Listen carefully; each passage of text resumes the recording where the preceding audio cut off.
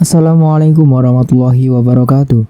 Jumpa kembali di channel Suketireng dengan saya Mang Dayung.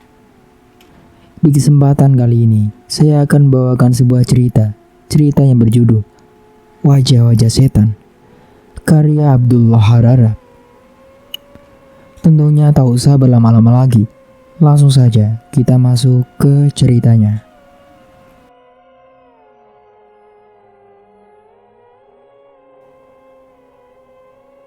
Wahai Ratno, suamiku tercinta, pulanglah segera. Bergegaskan sayang, aku sudah tak sabar, sudah tak kuat menahan hasrat. Oh, cepatlah, cepatlah. Betapa aku butuh belayan mesramu, rindu cumbu remasmu. Malam yang penuh riwayat itu akhirnya tiba. Itu pun sesudah 4 hari yang menyiksa berlalu dengan kejam. Boleh dibilang Miranti hampir putus harapan. Tidak dijamah-jamah sama sekali oleh suaminya. Seolah jamahan di tubuh Miranti dapat melukai tangan laki-laki itu. Ratno sendiri tenang-tenang saja, matanya seperti buta. Tidak memahami tingkah laku istrinya yang selalu gelisah, uring-uringan, dan pernah marah-marah tanpa sebab. Selama 4 hari, ia selalu berangkat ke kantor pagi-pagi benar. Pulang setelah malam jatuh, lalu sibuk melembur pekerjaan. Sengaja ia bawa pulang untuk diselesaikan sampai larut malam atau dini hari. Ia tampak demikian tekun, sibuk, dan apabila pekerjaannya selesai, ia tampak sedemikian letih sehingga Miranti hanya mampu menangis diam-diam. Hanya berkat bujukan Bu Endah dan Pak Kutil yang tak putus-putusnya menasihati anak semang mereka agar bersabar dan bersikap menunggu. Miranti tidak sampai memukul-mukul Ratno di tempat tidur, mencakari punggung laki-laki itu seraya menjerit-jerit minta cerai. Ia seorang kepala bagian proyek beda lagi, mana belum lama menduduki jabatan yang begitu penting. Ia ingin memperlihatkan dedikasinya, memperlihatkan prestasi untuk membuktikan apa yang ia perjuangkan dengan susah payah selama ini tidaklah sia-sia. Suami istri yang baik hati itu mengemukakan berbagai pembelaan, seakan-akan Ratno itu menantu mereka sendiri. Apakah ia tidak memberitahu sesuatu kepada engkau? Miranti angkat bau, bosan. Itulah, kau bersikap antipati. Jadi suamimu enggan mengatakannya. Kuatir kau sudah tangkap. Dan rupanya dia pun agak tersinggung. Mestinya kau gembira anakku. Sudah ada aba-aba dari atasannya bahwa tidak lama lagi Ratno akan memperoleh promosi yang akan mengukuhkan jabatannya. Paling kurang sejumlahnya bonus di luar gajinya yang tetap. Nah, kau gembira bukan? Miranti tidak bergembira sedikit pun. Suatu hari, ia malah mengeluh. Ratno makin dingin saja, Bu Endah. Sabar, nak. Ia tentulah sudah punya simpanan. Tugas Miranti cepat dan bernafsu.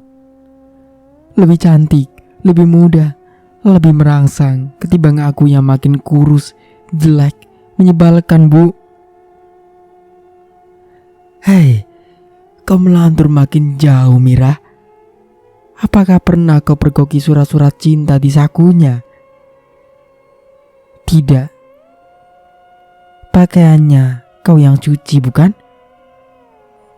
Iya, Bu. Dan aku percaya sebelum dicuci lebih dulu kau membauinya. Miranti terdiam, tanda mengaku. Induk semangnya tersenyum manis, lantas mendesak dengan sabar. Kau cium bau parfum orang asing. parfum yang bukan kesukaanmu, atau bedak yang menempel di kemeja, lipstik yang melekat di belakang telinga? Tidak. Mengaku juga Miranti akhirnya. Jadi, dia bersih. Namun hati kecil Miranti tetap curiga. Bayangan Iskandar yang menudahkan istri tak lekang-lekang dari ingatan.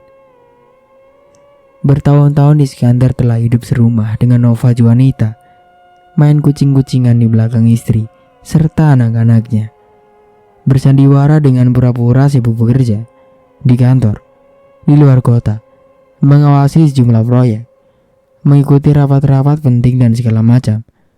Dari apa yang telah dibaca Miranti di surat kabar, Indriati baru tahu suaminya seorang pengkhianat busuk. Beberapa bulan sebelum kejadian yang mengerikan itu, melemparkan Iskandar ke dalam penjara. Ratno kenal baik pada Iskandar. Dengan sendirinya, Ratno tentulah kenal baik lika-liku permainan Iskandar yang lihai. Miranti dihinggapi perasaan sakit hati. Ia merasa tertipu. Maka talang kepala herannya Miranti manakala suatu hari ia melihat suasana yang ganjil begitu tiba di rumah.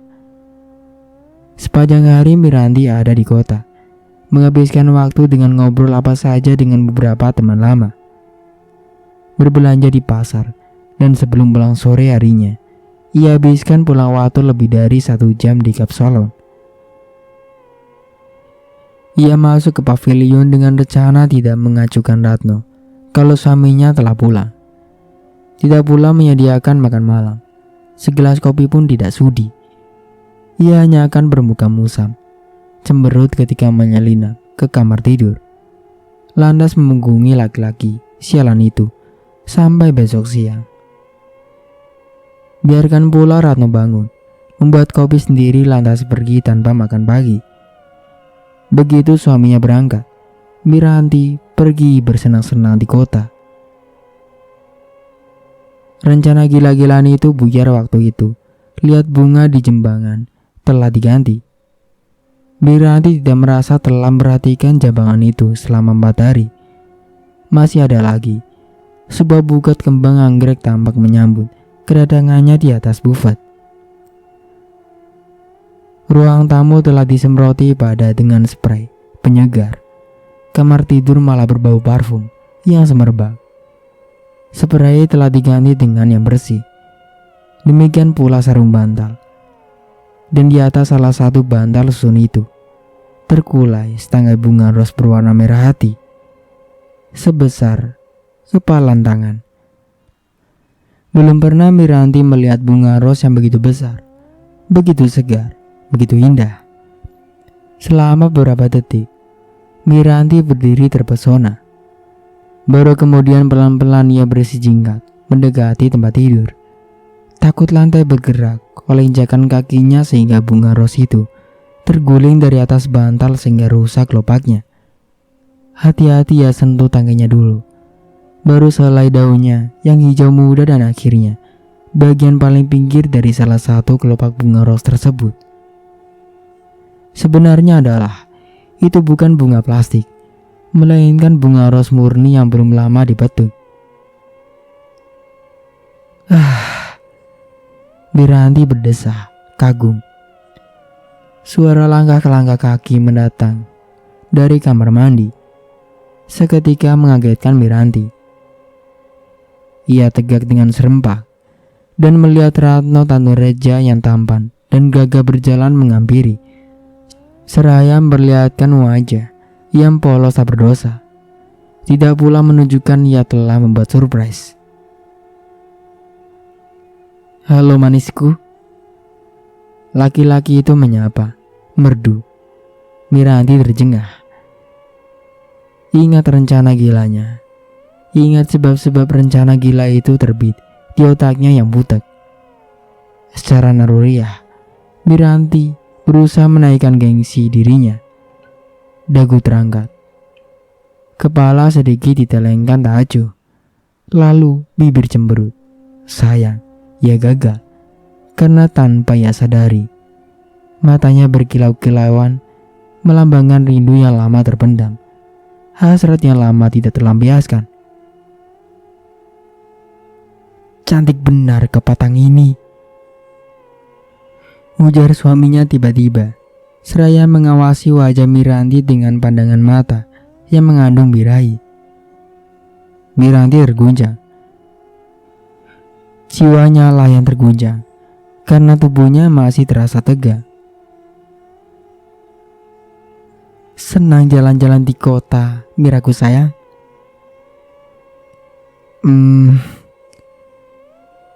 Tentunya ketemu kawan-kawan lama." Kau tahu, ketika bunga itu kubeli langsung dari kebun miliknya, aku percaya bunga itu adalah persembahan yang paling cantik di dunia ini. Tetapi sekarang baru kusadari, Tuhan telah lama mempersembahkan sesuatu yang lebih cantik dari segala ros yang paling cantik.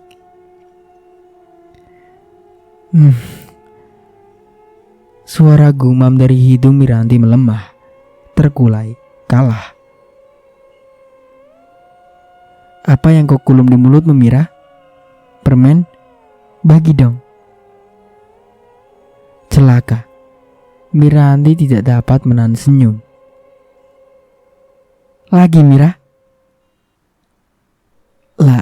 Lagi apa, Pak?" Mulut Miranti juga tidak terkendali. "Senyum manismu." "Oh, senyum sayang. Senyum, bukan oh." "Ya Allah, Ratnoku terkasih." Miranti berbisik padahal ia ingin menjerit. "Jangan kau siksa aku lagi." Ia kemudian mengambur ke dalam pelukan suaminya, menangis terseduh-seduh bahagia. Di dadanya dengan terukur, tubuh lemah lunglai. Ratno Tanureja mendekap sang istri dengan kuat, mengusap lelehan air mata di pipi perempuan yang sangat ia cintai itu, mengangkat dagunya penahan,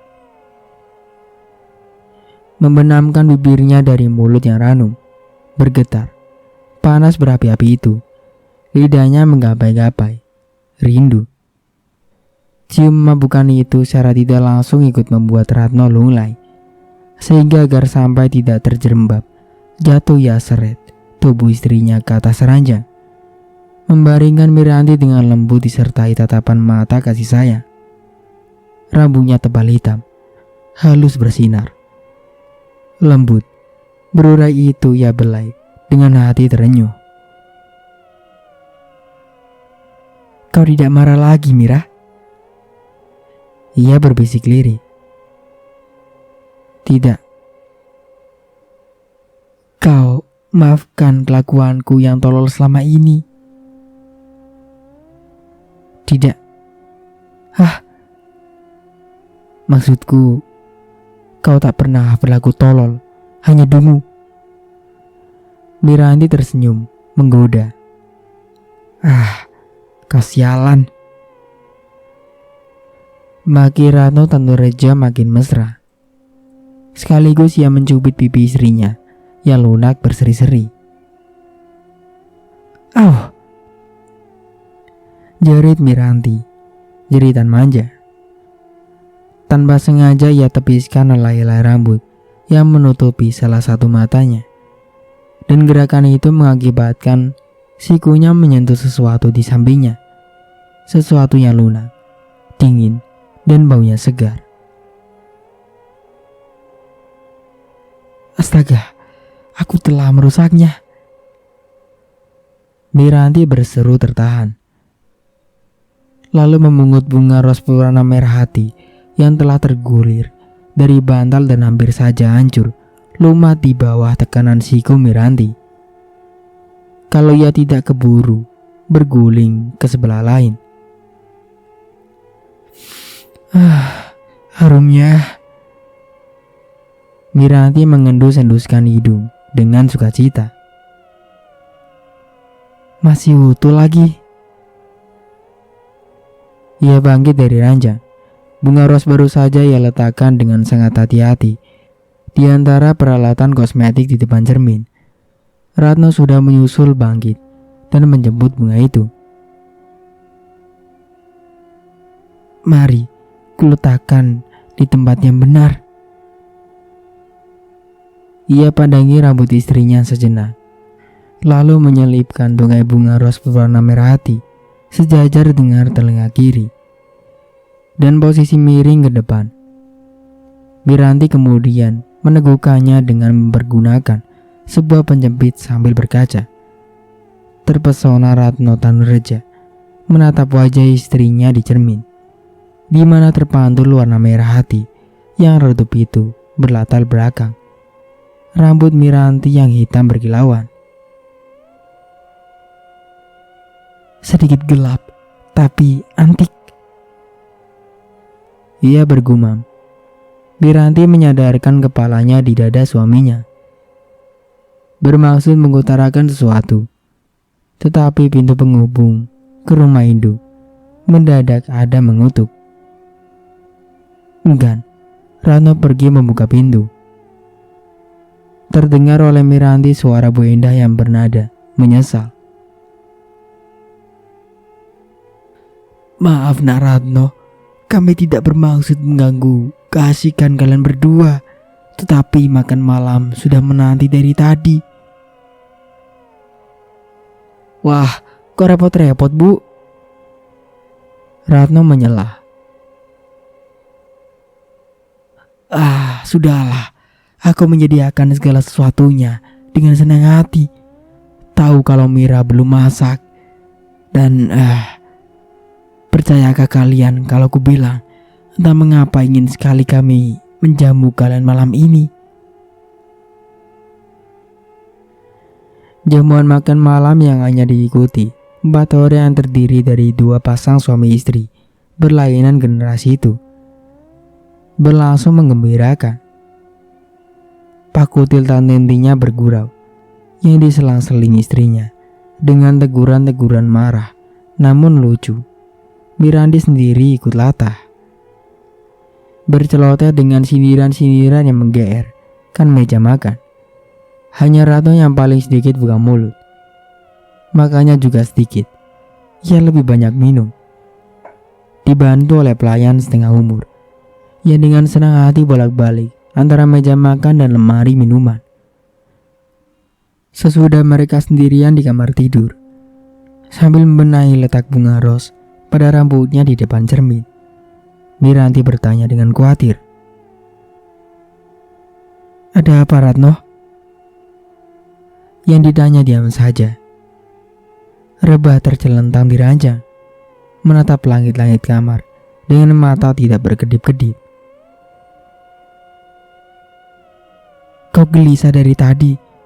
Belum pernah kau habiskan demikian banyak minuman keras selama ini. Sampai sekarang pun wajahmu masih memerah-merahan. Ada sesuatu yang sudah ketika kita makan tadi."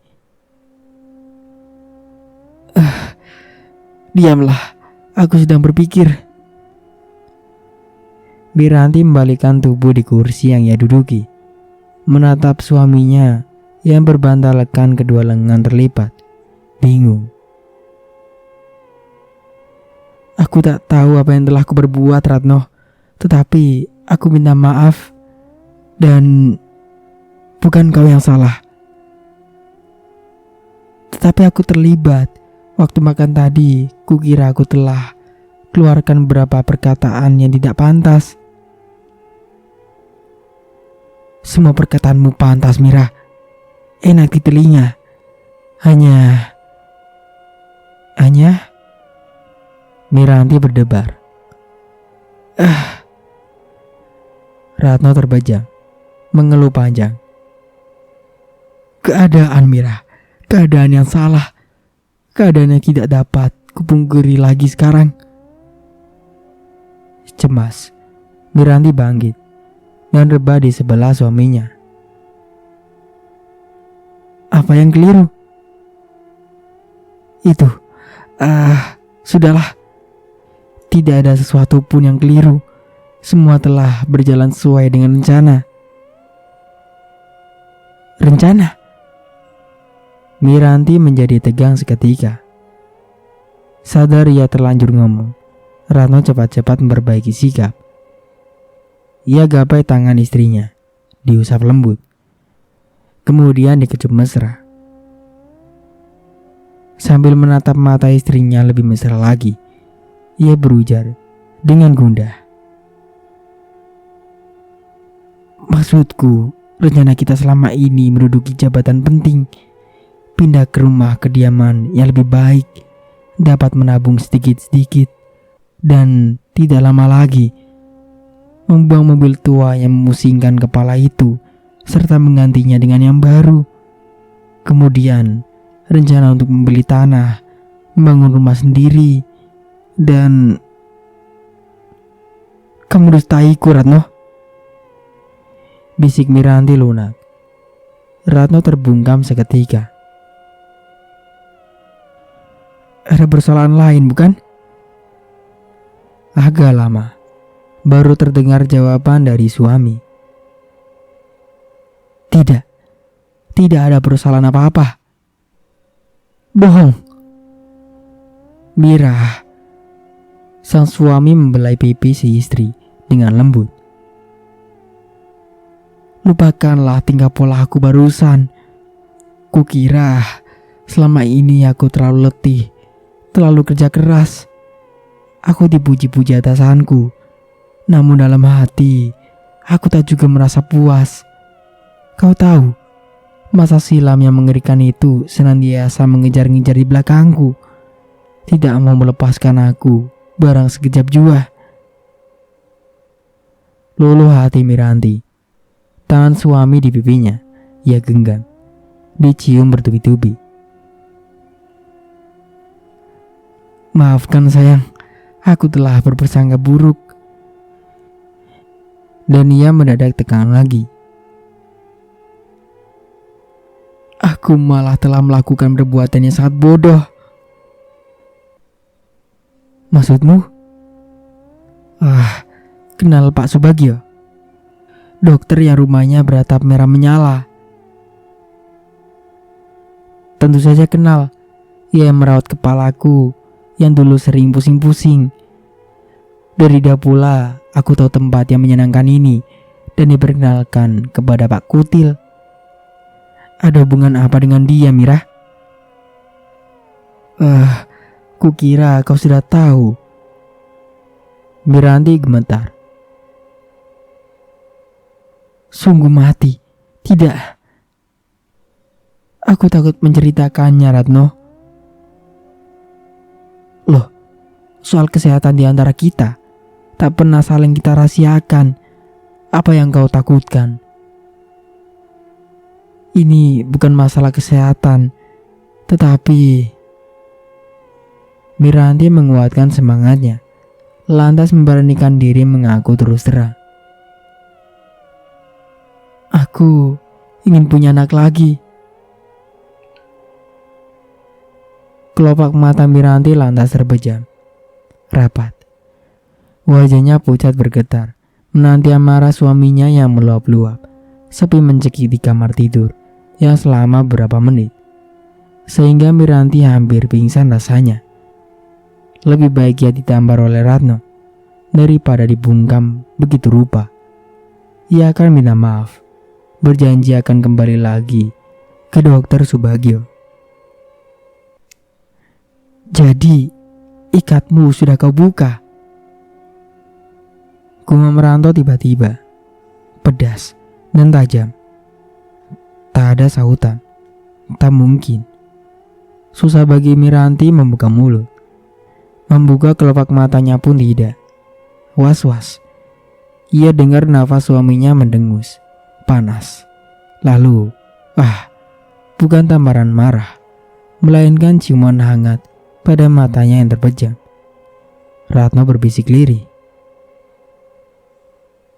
Justru aku yang khawatir kau tak sudi melakukan hal itu, Mira. Pengalaman kita di masa lalu. Miranti membuka matanya lebar-lebar, merenggut suaminya dalam dekapan dahsyat. Lantas terisak-isak dalam tangis bahagia. Ratnoku sayang, kekasihku, suamiku tercinta. Ia menciumi wajah suaminya sepuas-puas hati. Aku sudah siap mulainya lagi, malaikatku. Sudah lama aku siap. Datanglah padaku. Mendadak, kepala Miranti berdenging-denging. Terperanjat, ia menutup telinga dengan kedua jarinya. Daging itu lenyap perlahan-lahan. Akan tetapi kepalanya perlahan-lahan pula mulai terasa pening. Melihat wajah istrinya yang berubah pucat, Ratno terkejut. Ia usap wajah itu. Ia pijit bagian-bagian tubuh Miranti yang ia perkirakan telah menerbitkan rasa sakit Miranti. Ada apa? Apa yang terjadi? Pusing sekali kepala aku, Ratno. Rasanya berputar-putar. Wah, perasaan pusing yang menyiksa itu reda sedikit demi sedikit. Miranti berkeluh kesah. Tak usah cemas, ini salahku sendiri. Sudah 3 hari ini obat yang diberikan dokter Subagio tidak kuminum. Akibatnya sekali 2 kali perasaan pusing itu datang, tetapi belum pernah sakit barusan. Di mana kau simpan? Dalam laci lemari. Tidak lama setelahnya. Ini, minumlah. Berturut-turut Miranti menelan 2 butir pil. 2 butir kapsul yang sebungkus buyar dengan bantuan segelas air dingin. Denyut-denyut di belakang kepalanya semakin hilang sesudah ia reba beberapa saat dengan mata terpejam. Namun bersamaan dengan lenyapnya gangguan rasa sakit itu, dalam tubuhnya timbul gangguan lain. Gangguan yang pernah ia alami 4 hari yang lalu. Setelah ia menelan obat yang sama, perasaan mengantuk, pandangan kabur, dan berat ketika ia coba membuka kelopak matanya. Tetapi tidak mengantuk sama sekali. Dan birahinya menerjang-nerjang, mendesak-desak hebat, menuntut pelampiasan. Tangannya menggapai-gapai mencari suaminya. Tidak ketemu. Ia buka mata. Ia lebarkan sekuat tenaga. Alangkah kabur, alangkah samar. Kabur dan samar pula. Ia lihat sosok tubuh suaminya menjauh dengan gerakan lambat, lenyap dalam kegelapan yang pekat mengantuk. Miranti memanggil-manggil memelas, memohon dengan amat sangat.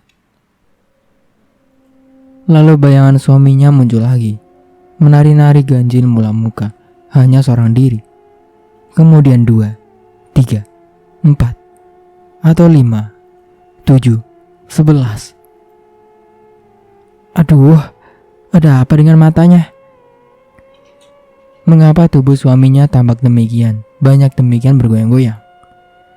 Ia dengar suara desah, berat, mendesik lalu bisikan halus, hilang-hilang timbul. Seingatnya, berbunyi begini. Hati-hati, pelan sedikit. Apakah kau sudah siap? Betapa pucat wajahnya. Kemudian tubuh Miranti seolah direnggut tangan-tangan kasar. Dia angkat, melayang-layang. Miranti tidak tahu berapa lama ya seolah melayang-layang itu. Rasanya naik turun tidak menentu. Barangkali ia telah pula tertidur. Waktu ia buka matanya lagi, kegelapan kian menyelimuti diri. Ia merasakan udara dingin yang teramat sangat di sekelilingnya, dan terutama di bawah punggungnya yang terbaring. Tempatnya berbaring bukan saja dingin, malah rasanya keras, rata, serta sebelah kakinya terjuntai dalam semacam pinggiran yang kasar. Ia mulai takut buta, takut mati, takut tersisa, dan paling takut ditinggalkan Ratno Tantoreja. Ratno. Dengan bibir gemetar, ia memanggil-manggil. Ratno, di mana kau? Dari bayangan kegelapan itu, muncul sesosok bayangan kabur. Aku di sini, sayang. Peganglah tanganku.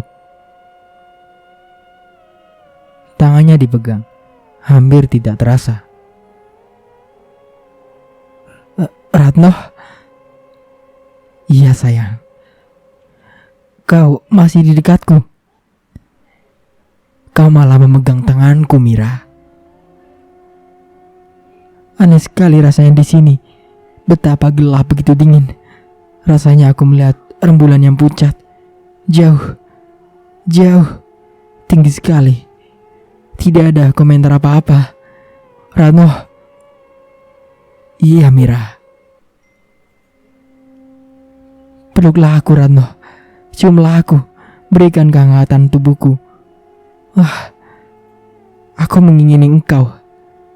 Aku membutuhkan belai mesramu, Ratno. Merindukan cumbu rayumu. Tolonglah, jangan biarkan aku menunggu berlama-lama. Pegangan di tangannya terlepas. Cemas. Ia buka matanya semakin lebar. Bayangan rembulan kian membesar. Juga bayangan kian di sekelilingnya. Bayangan batu-batu raksasa menjulang hitam, membusung serang. Ia juga mencium bau rerumputan. Bau lembahnya batu, bau kina, dan sesekali bau bunga ros yang segar. Wahai, apakah ros itu masih di rambut? Refleks tangan Miranti bergerak, menggapai rambutnya, menjejaki di sana sini. Ia temukan jepitan, tetapi tidak menyentuh bunga apapun juga. Lebarkan kaki sedikit. Terdengar suara sayup-sayup. Heran. Miranti bermaksud melebarkan letak kakinya. Akan tetapi tidak usah. Ia repot-repot. Kedua kakinya telah dilebarkan oleh tangan-tangan yang kasar dan kokoh. Perih karena terus melotot. Miranti terpejam. Angin malam berembus perlahan. Makin lama makin bertambah kencang. Makin bertambah dingin. Sesaat, Miranti menegang ia dengan suara lolongan yang pernah ia dengar. Sayup, jauh, tinggi, memelas. Lolongan anjing itu kemudian disusul suara-suara bergumam yang segera berubah dalam suara gaungan yang teratur. Naik turun, lambat, cepat, lambat dan panjang. Meninggi seolah irama sekelompok penyanyi gereja sedang latihan kor. Sesekali gaung nyanyian yang religius itu tersentak-sentak dalam ratap tangis yang aneh. Angin seolah mengaruh dengan tiba-tiba. Panik melanda Miranti. Ia goyang-goyang kepala ke kiri dan kanan. Ia gunjang-gunjangkan. Namun hanya perih dan limu saja yang terasa. Matanya bergerak liar mencari-cari suaminya. Tampak bayang-bayang kabur, lebih banyak dari tadi. Bayangan itu terdiri dari sosok-sosok tubuh yang aneh. Bergerak di sekeliling tempatnya, berbaring, maju mundur, berputar, dan sesekali serempak, mencodongan tubuh. Dengan wajah yang seakan mau menerkam Miranti bersama-sama. Dan wajah-wajah itu penuh corak-moreng. Guntur menggelegar di angkasa. Lolongan anjing di kejauhan sekarang bersaut-sautan, dan nyanyian magis di telinganya berkumandang dalam irama rintian yang lirih. Lalu mulai perlahan, makin nyaring, makin rebana, bersama menyabar petir yang menyilaukan dari langit yang gelap. Miranti seakan buta seketika. Guru menggelegar dahsyat, disertai tiupan angin puyuh yang seolah ingin merobek-robek kulit tubuhnya. Ia berteriak, lengking, menyayat hati. Suara-suara berbau manjis itu melenyap saat itu juga, seolah direnggut oleh roh-roh jahat yang menampilkan diri dengan kutukan-kutukan yang berbisa. Miranti membelalak, mencari menanti. Lalu ia lihat bayangan sesosok tubuh mendekati tempatnya berbaring, bersimpuh di antara kedua kakinya. Ratno, Miranti berbisik. Tunggu apa lagi? Birai Miranti mendesak ke Konyo. Pada saat ia merasakan rebahan tangan pada kedua betis yang perlahan-lahan tetapi pasti naik sampai ke pahanya, mengelus, menekan, meremas dan mencengkram, disertai dengus nafas yang berat. Tersendat-sendat, mendesing. Ratnoku, cepatlah. Miranti mengerang. Bayangan tubuh itu tegak, tinggi menjulang, hitam kecoklatan. Kedua lengan Miranti terangkat, terkembang lebar ke depan, siap dengan undangan yang merangsang birahi. Tubuh hitam perkasa dan kabur itu merayap naik, menyambut uluran lengan-lengan Miranti dengan suara menggeram dahsyat. Miranti menggelinjang. Senang sekilas ia agak bingung waktu telapak tangannya meraba bulu-bulu kesat kasar, kaki serta tangan yang bentuknya ganjil, kemudian kepala yang keras, bertanduk. Miranti terkesiap. Lalu hembasan-hembasannya luar biasa itu mendera sekujur tubuhnya, menghancurkannya, meluluh-lentakan jiwa raga Miranti dalam suatu pesona yang belum pernah ia nikmati selama ia mengenal artinya seorang laki-laki melalui cumbuan Ratno Tanureja, sang suami. Berdesa-desa Miranti dalam pesona yang memabukkan itu.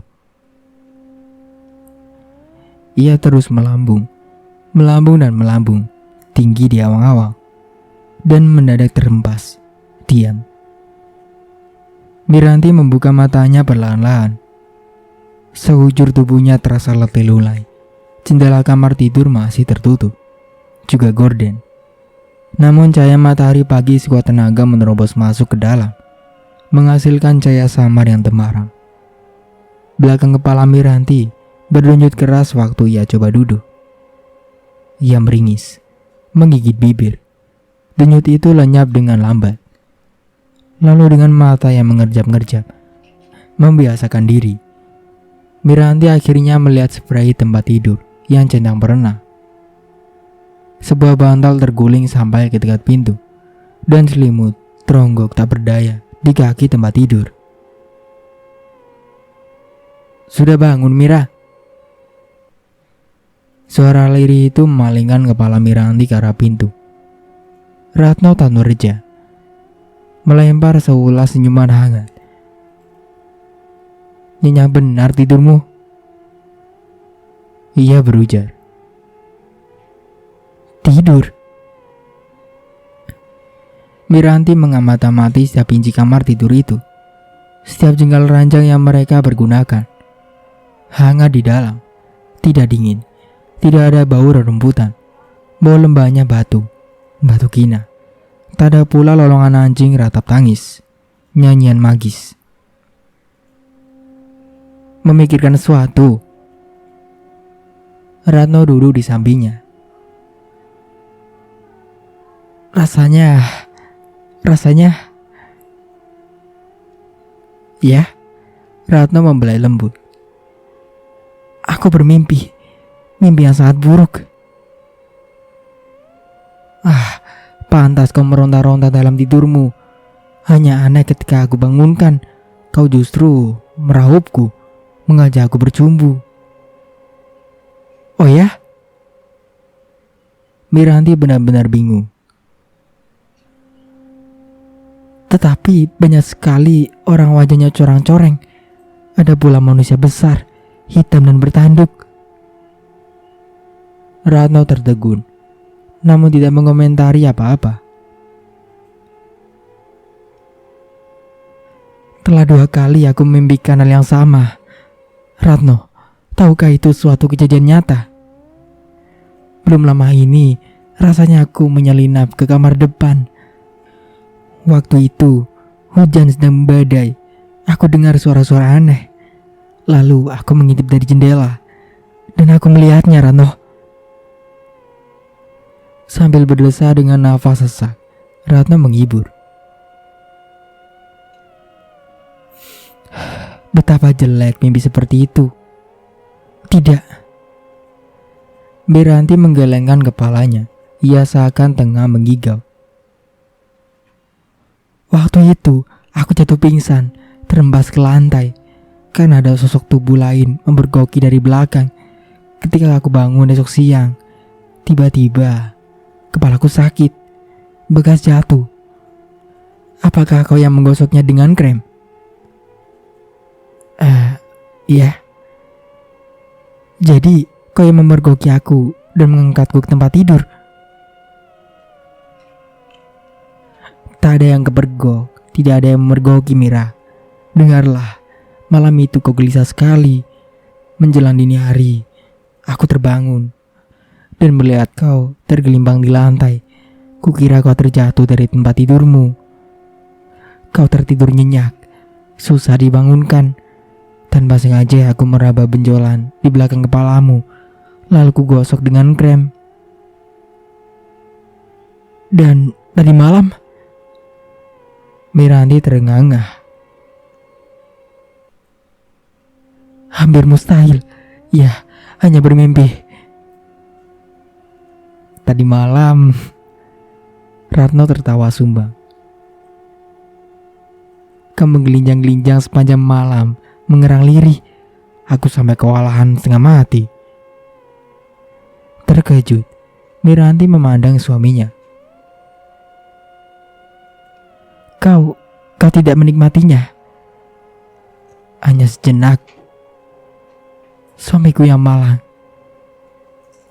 Miranti tersenyum, lantas mendekap suaminya dengan hati terenyuh.